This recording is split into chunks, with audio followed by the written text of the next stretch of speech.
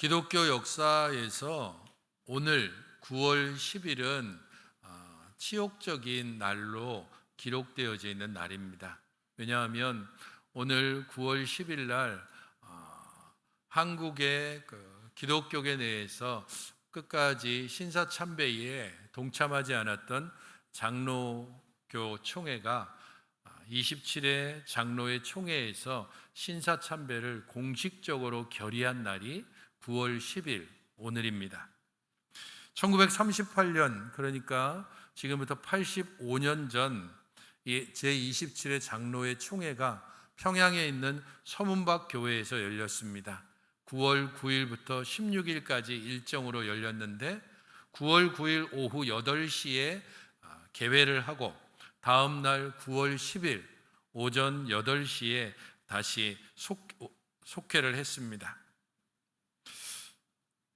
새로운 총회장이 선출이 되고 새로운 임원들이 선출이 되고 그리고 안건 심의에 들어간 때가 9월 10일 10시 40분 경이었습니다. 그때 안건은 신사참배를 우리가 동참하느냐 하지 않느냐 하는 문제였습니다. 이미 일본 사람들과 함께 이 문제와 관련해서 이번에는 꼭 신사참배를 결의하기로 했기 때문에 거기에 참석한 193명의 총대, 목사회원 86명, 장로 총대 85명, 선교사 22명, 합계 193명의 각 총대의 양 옆에는 일본 형사들이 각각 자리를 잡았습니다.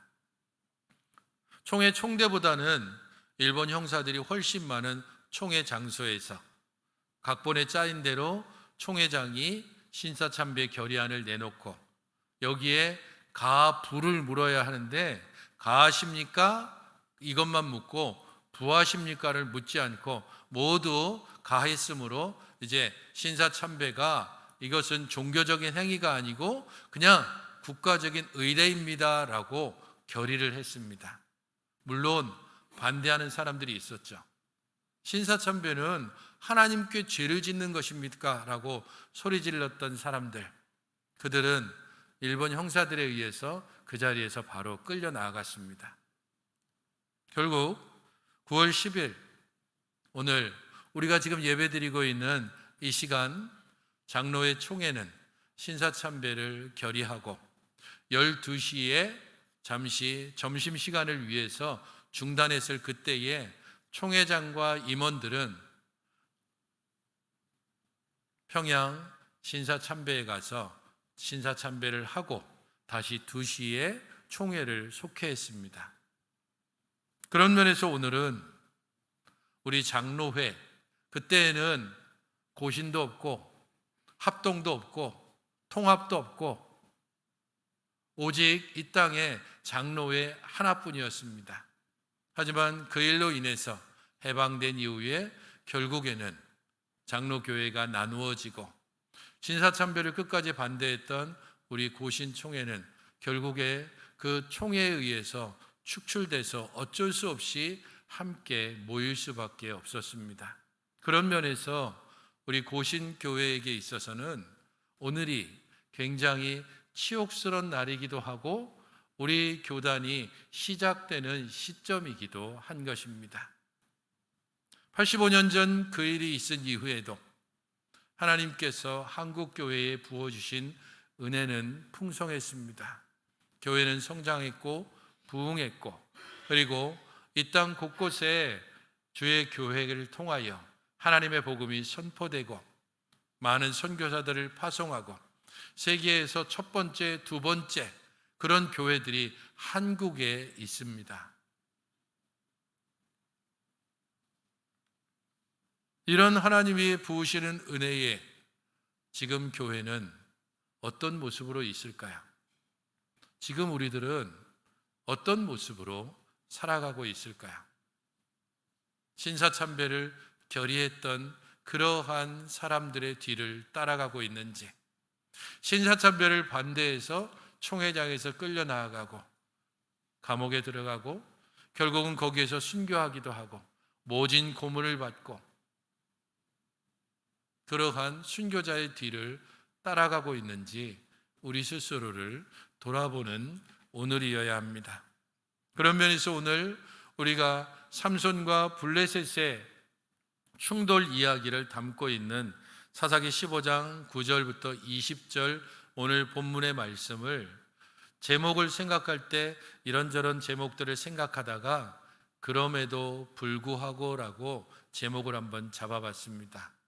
이것은 하나님께서 이스라엘에게 부어주시는 이스라엘의 그 연약하고 죄악된 모습에도 불구하고 부어주시는 은혜를 기억하기 위함이고, 하나님의 그 풍성한 은혜 가운데서도 하나님을 온전히 고백하지 못하는 그런 이스라엘의 연약함을 우리 모습과 비교해 보기 위해서입니다. 오늘 본문 말씀을 우리가 함께 살펴보도록 하겠습니다. 9절 말씀을 같이 한번 읽어보시겠습니까? 9절입니다. 시작.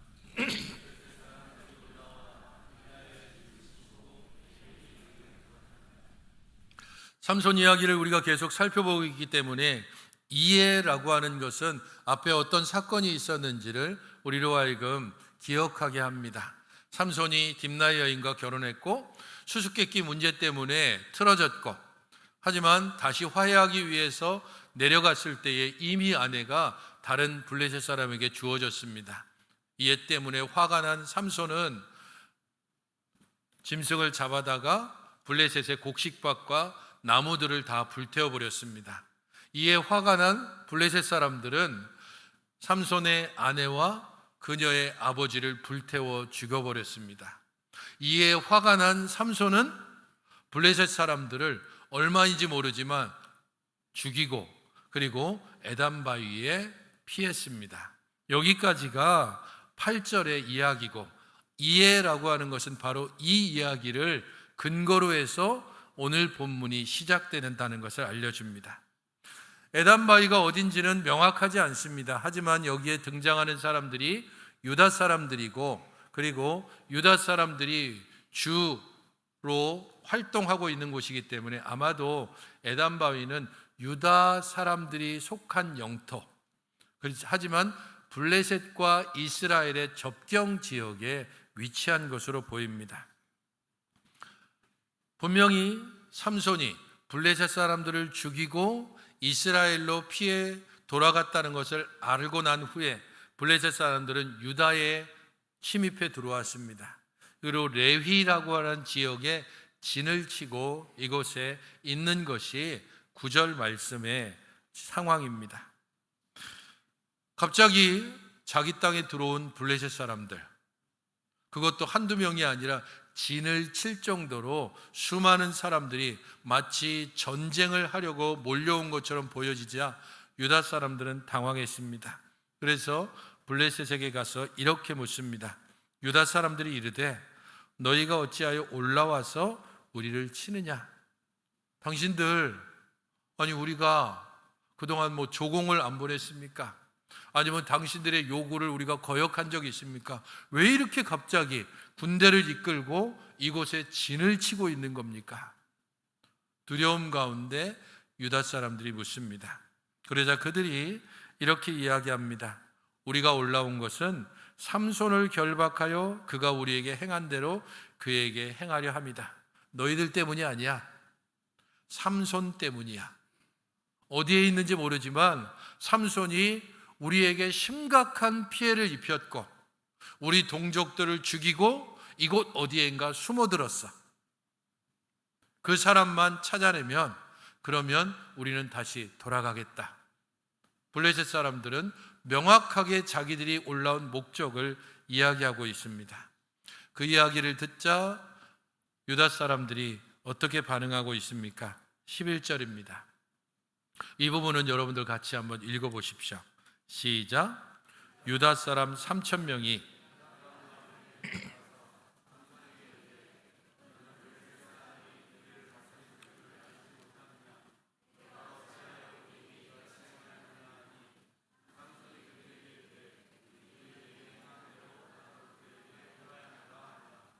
블레셋 사람들이 삼손 잡으러 왔다. 삼손만 넘겨주면 다시 돌아가겠다. 라고 하는 말을 듣자 유다 사람들이 지도자들 몇 명이 아니고 몇 명이 갔다고요? 지금 3,000명이나 되는 사람들이 삼손에게 몰려갔습니다. 그리고 나서 그에게 이렇게 얘기합니다. 블레셋 사람들이 우리를 다스린 줄 알지 못하느냐. 이 말을 곰곰이 생각해 보십시오. 이스라엘이 어떤 민족입니까? 하나님께서 애굽에서 10가지 재앙을 애굽에 내리시고 그 큰 능력으로 그들을 구출해낸 민족입니다. 시내산에서 그들과 친히 모세와 통하여서 언약을 맺었습니다. 광야 40년 동안 낮에는 구름 기둥, 밤에는 불 기둥으로 인도하 가신 백성입니다. 때로는 물을 내시고 때로는 고기를 베푸시고 그리고 매일 아침마다 만나를 통해 40년 동안 먹이신 하나님입니다. 그 하나님께서 이스라엘에게 약속하신 대로 가나안을 그들에게 주셨고 가나안 땅에 그들이 거주했습니다. 그런 이스라엘을 그리고 그 이스라엘을 대표하는 유다 사람들 3,000명이 겨우 삼손에게 가서 하는 말이 이겁니다. 블레셋 사람들이 우리를 다스리는 줄을 알지 못하느냐. 하나님이 아니고 블레셋 사람들이 우리를 다스린다. 우리는 이전의 영광을 다 잊어버렸다. 하나님이 우리와 함께 하신다는 사실 우리는 모르겠고 지금 우리는 블레셋 사람들이 우리를 다스리고 있다. 언약 백성의 정체성을 잊어버린 백성의 말입니다. 만왕의 왕, 완군의 주 여호와 하나님, 그 이름을 이미 다 잊어버린 이스라엘의 고백이 여기에 담겨져 있습니다. 현실에 타협하고 상황에 굴복하는 모습이 그대로 담겨져 있는 말이기도 합니다. 연약한 신앙인의 모습에서 이런 말들이 나오게 되죠. 법은 멀리 있고 주먹은 가깝잖아. 말씀이 밥 먹여주냐? 지금 내 상황이 너무 급하니까 하나님 잠시 이것 좀 눈 감아 주십시오. 어쩌면 그런 태도보다 훨씬 더 심각한 말이기도 합니다. 유다가 정말 원래부터 그런 사람들이었습니까? 이스라엘이 원래부터 이렇게 블레셋에 벌벌 기고 블레셋이 자신들을 다스리는 것을 당연한 것으로 받아들이는 사람이었을까요? 그렇지 않습니다. 사사기를 시작하는 사사기 1장 1절 여러분들이 직접 한번 찾아서 함께 읽어보시겠습니까? 사사기 1장 1절입니다.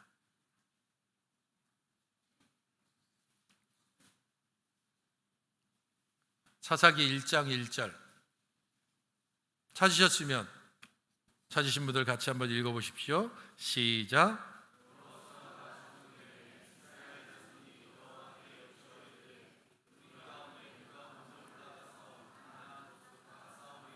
이스라엘이 하나님께 어떻게 묻고 있습니까? 우리 가운데 누가 먼저 올라가서 가나안 족속과 싸우겠습니까?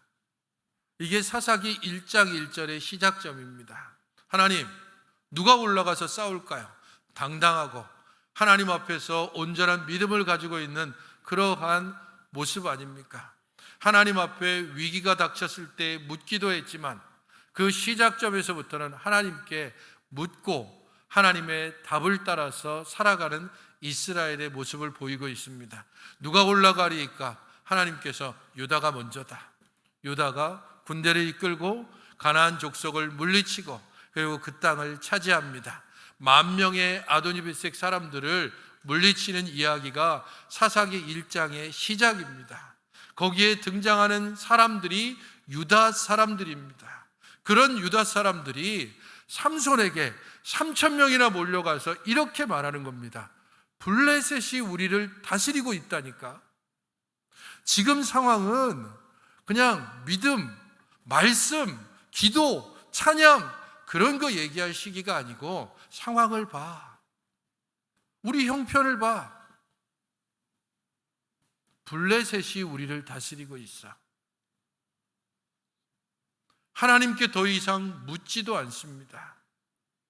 3,000명이나 되는 사람들 그냥 어중이 떠중이 모여서 간 게 아닐 겁니다. 이 3,000명은 이미 블레셋에게 삼손이 어떻게 했는지를 들었기 때문에 그걸 아니까 블레셋도 진을 치고 수많은 군대를 몰고 왔겠죠. 그러면 여기 몰려간 유다의 3,000명은 적어도 전쟁을 할 수 있는 군대의 의미가 있습니다. 그런 3,000명이 삼손에게 가서 블레셋과 싸우지 않고 오히려 삼손과 싸우기 위해서 달려가서 말하는 겁니다. 우리 중에 누가 가나안 족속과 싸우리이까라고 물었던 사람들, 전쟁을 두려워하지 않았던 사람들, 갈등을, 어려움을, 고난을 두려워하지 않았던 이스라엘 유다 족속이었는데 그들이 이제는 전쟁을 포기하고 갈등을 피하고 블레셋의 지배를 당연한 것으로 받아들이고 그리고 삼손에게 가서 이렇게 말하는 겁니다. 네가 어찌하여 우리에게 이같이 행하였느냐? 왜 우리를 괴롭게 하느냐라고 말합니다. 실제로 이스라엘을 괴롭게 한 사람은 블레셋인데 블레셋에게는 아무 말도 못하고 오히려 블레셋을 물리치고 동족 이스라엘에게 피하여 온 삼손을 향해서 왜 우리에게 이렇게 했느냐? 쓸데없이 블레셋을 왜 자극해서 블레셋이 우리에게 몰려와서 우리 땅을 치르고 올라오게 만드느냐? 적당히 블레셋의 지배를 좀 받아들이고 현실과 좀 타협하면 안 되겠냐? 왜 너만 혼자 그렇게 특출나게 살아가고 너만 혼자 그렇게 대단한 것처럼 하느냐? 우리처럼 블레셋의 지배를 좀 받아들이고 거기에 굴복하고 그 안에서 가늘고 길게 좀 살자.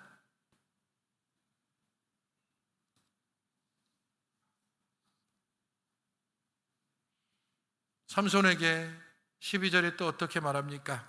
우리가 너를 결박하여 블레셋 사람의 손에 넘겨주려고 내려왔노라. 우리가 올라온 것은 너를 붙잡아다가 블레셋 사람에게 넘겨주기 위해서야. 우리는 더 이상 블레셋과 싸우지 않겠어.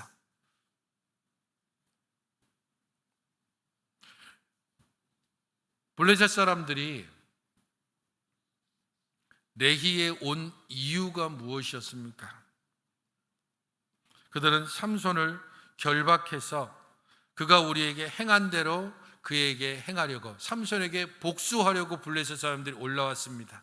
그 명령을 그대로 전달받고 유다 사람들이 삼손에게 너를 붙잡아다가 블레셋 사람에게 넘겨주려고 삼손에게 왔다라고 말하고 있습니다. 삼손을 통해서 블레셋 사람을 치려고 하는 하나님의 계획을 알지 못하는 유다 사람들, 현실에 굴복하고 타협하고 신앙이 뒤로 완전히 퇴보해버린 유다 사람들, 이런 사람들을 만나면 우리는 어떻게 해야 될까요? 매 주일마다 예배를 드리면서도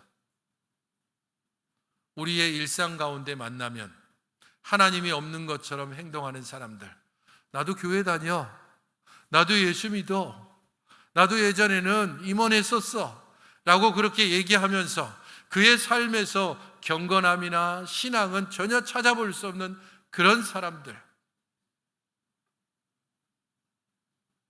그런 이들이 뭐 너만 대단하다고, 뭐 그렇게 신앙을 뾰족하게 살려고 하냐, 그렇게 우리에게 자신의 길을 강요할 때에 여러분들은 그들에게 어떻게 이야기하십니까?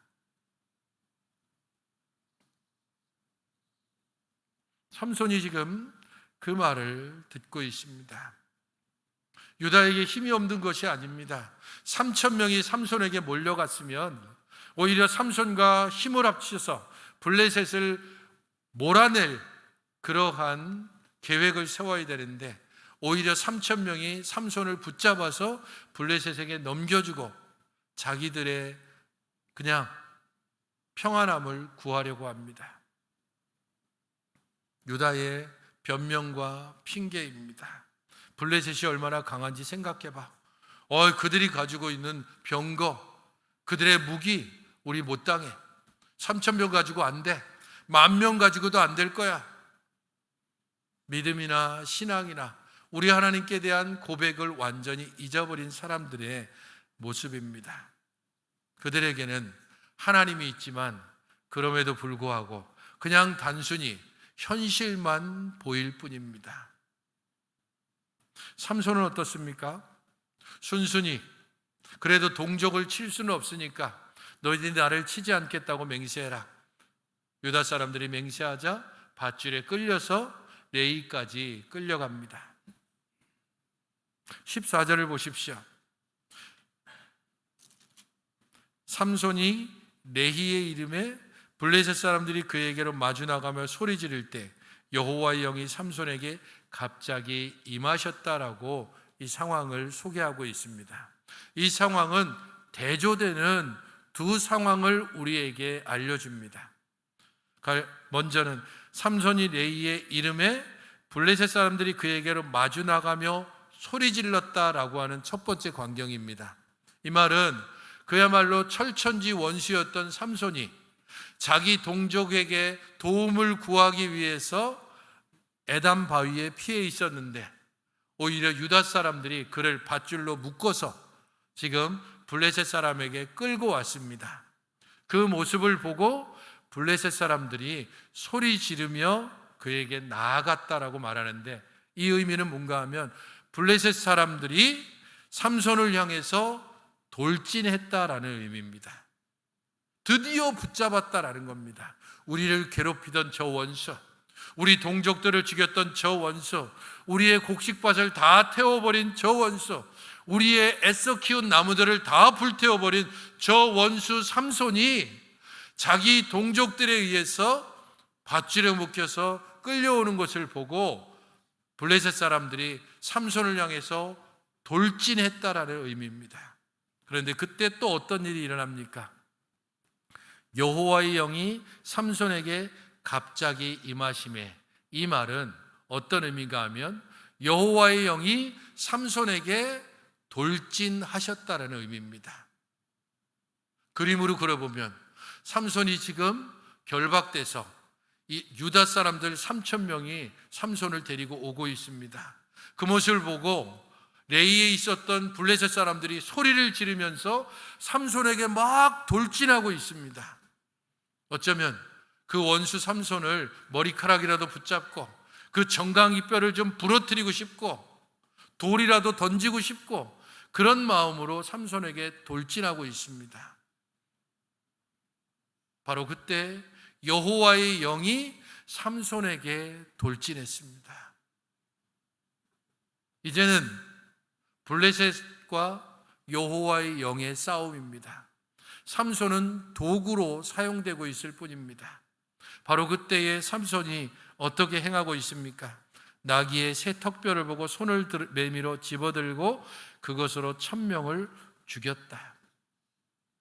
그리고 곧바로 나귀의 턱뼈로 한 더미, 두 더미를 쌓았으며 나귀의 턱뼈로 내가 1,000명을 죽였다. 순식간에 나귀 새 턱뼈를 집어들고 블레셋 사람 1,000명을 죽여서 한 더미, 두 더미, 뒤에 보면 그 지역을 라맛 레히라고 부릅니다.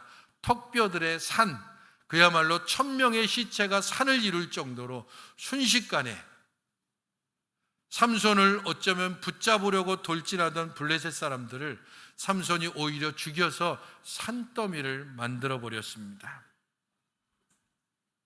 여기에서 삼손의 그럼에도 불구하고가 나옵니다. 여호와의 영이 삼손을 향해서 돌진하고 삼손을 붙잡았습니다. 그 힘 때문에 삼손은 1,000명이나 되는 블레셋 사람들을 죽일 수 있었습니다. 근데 어떻게 죽였다고요? 나귀의 새 턱뼈로. 아직 마르지 않은 나귀의 세턱뼈. 이 말은 지금 삼손이 시체를 만졌다는 뜻이 됩니다. 나실인의 규정을 어겼다는 뜻이 됩니다. 어떻게 어기고 있습니까? 삼손이 나귀의 세턱뼈를 보고 손을 내밀어 집어들고, 삼손은 보는 사람입니다. 눈에 보이고 그 눈에 보이는 대로 그대로 행하는 사람. 그게 하나님께서 금하신 것인지 하나님께서 싫어하시는 것인지 상관하지 않고 그냥 눈에 보이면 나귀 세턱뼈를, 그게 시체라는 것, 그래서 나실인으로서는 붙잡지 말아야 된다는 것을 생각지 않고 붙잡고 그것으로 블레셋 사람들을 죽이고 있습니다. 하나님의 역사이지만 그 일을 행하는 삼손은 하나님의 뜻과는 정반대의 행동을 하고 있는 것입니다.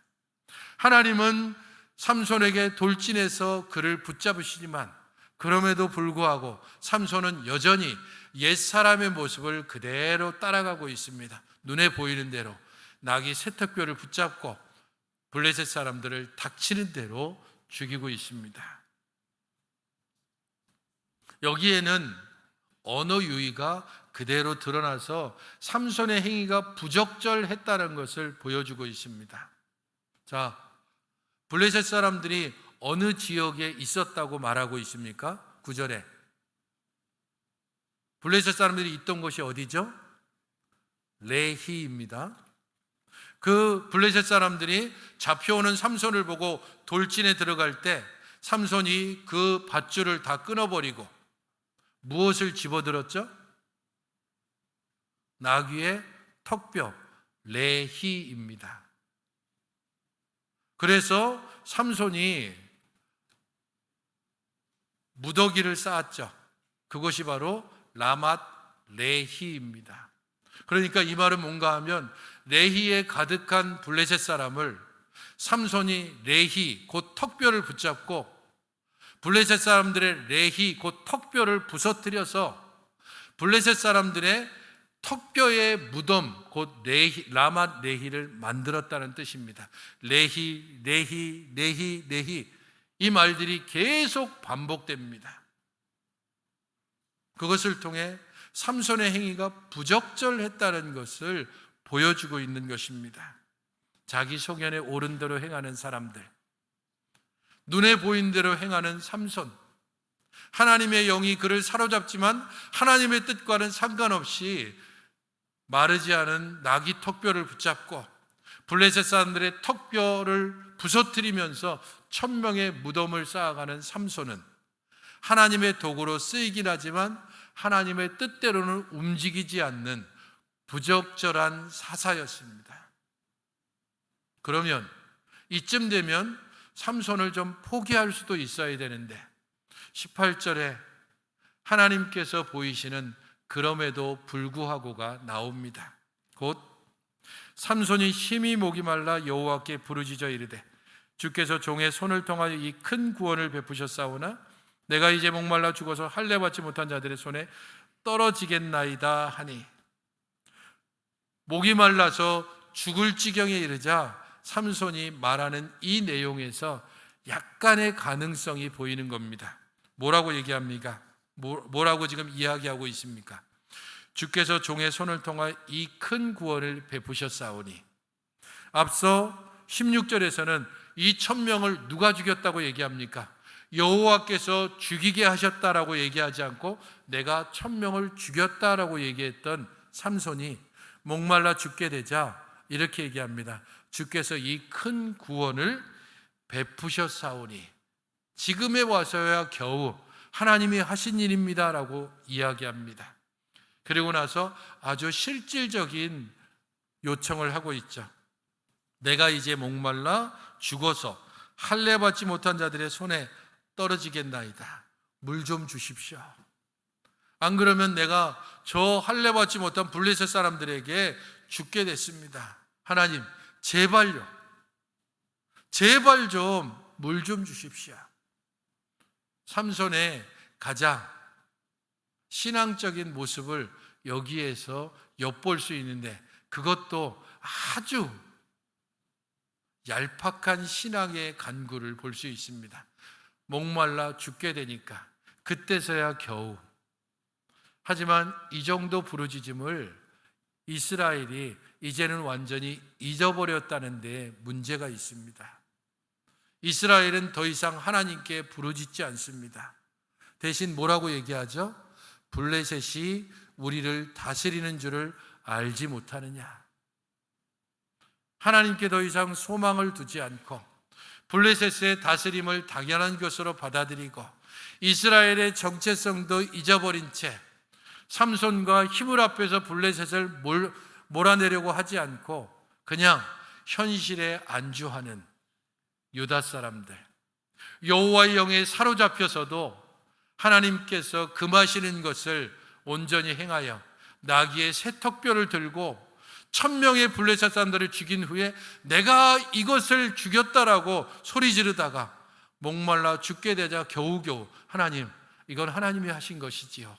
그러니까 제게 제발 좀 물 주십시오 라고 그 정도쯤 얘기하는 삼손. 개인적으로 저라면 정말 이 정도의 사람이라면 정남이가 떨어질 것 같습니다. 네가 무슨 짓을 했는지, 네가 지금 어떻게 살아가고 있는지 생각해봐. 어떻게 나한테 뻔뻔하게 이 정도 이렇게 기도할 수 있냐고. 그렇게 그냥 죽든지 말든지 내버려둬도 하나님 충분히 이해할 수 있을 것 같습니다. 그런데 하나님께서 어떻게 하십니까? 우묵한 곳을 터뜨리시고 삼손으로 하여금 거기에서 물을 먹고 다시 회복하게 하십니다. 그럼에도 불구하고의 은혜는 바로 여기에서 나옵니다. 삼손이 그렇게 하나님의 뜻과 상관없이 계속 엇나간 길로 가도 그럼에도 불구하고 삼손을 포기하지 않는 하나님, 더 이상 하나님을 왕으로 고백하지 않고 블레셋이 우리를 다스린다고 얘기하는 이스라엘을 구원하기 위해서 삼손을 사용하시는 하나님, 곁길로 나가고 연약함을 그대로 고백하고 계속해서 엉뚱한 짓을 함에도 불구하고 그럼에도 불구하고 포기하지 않고 그럼에도 불구하고 찾아주시고 그럼에도 불구하고 기도를 들어주시고 그럼에도 불구하고 그들의 앞에서 혹은 그들의 뒤에서 그들의 알든 알지 못하든 인정하든 인정하지 않든 그들의 하나님이시기 때문에 그들에게 베푸시고 인내하시고 기다리시고 그들을 이끌어 가시는 바로 그 하나님 때문에 이스라엘을 구원하기 시작하시리라라고 하는 삼손의 이야기가 결국에는 우리에게 소망을 주는 것입니다. 하나님이 계시기 때문에, 하나님이 우리를 포기하지 않기 때문에, 하나님이 우리의 연약함을 기꺼이 받아들이기 때문에 우리들의 얄팍함도, 우리들의 비열함도, 우리들의 그 심각한 죄악도 기꺼이 그럼에도 불구하고 끌어안아 주시기 때문에, 그래서 우리가 예배 드릴 수 있고, 그래서 우리가 다시 소망을 가지고 또 한 주를 시작할 수 있는 것입니다. 성도 여러분, 이전의 모습과 상황에 너무 매몰되지 마시고 다시 우리들의 눈을 들어 하나님을 바라볼 수 있기를 간절히 바랍니다. 우리 하나님께 다시금 소망을 두고 기다리시는 하나님, 기도를 들으시는 하나님, 응답해 주시는 하나님, 능력을 베푸시는 하나님, 보호해 주시는 하나님, 그리고 우리들을 기꺼이 가장 선한 길로 인도하시는 하나님, 바로 그 하나님을 온전히 의지하고 하나님의 선한 능력을 다시금 소망하면서 이번 한 주간 하나님의 뜻 안에서 하나님의 백성답게 우리 하나님을 바라보며 나아가는 여러분들이 되시기를 주님의 이름으로 축원드립니다. 기도하시겠습니다. 하나님, 저희들에게 베푸신 하나님의 은혜를 다시금 기억하며 우리 하나님께 다시금 나아가 기도합니다. 주님, 저희들을 붙드시고 우리 하나님의 그 선하고 온전하신 능력을 의지하며 우리의 답답하고 우리들의 캄캄하고 우리들의 너무도 짓눌리는 현실에 무너지지 않게 하시고 우리 하나님을 다시금 의지하며 살아가는 이번 한 주간 되게 하여 주시옵소서. 예수님의 이름으로 기도하옵나이다. 아멘. 함께 일어나셔서 우리 이 찬양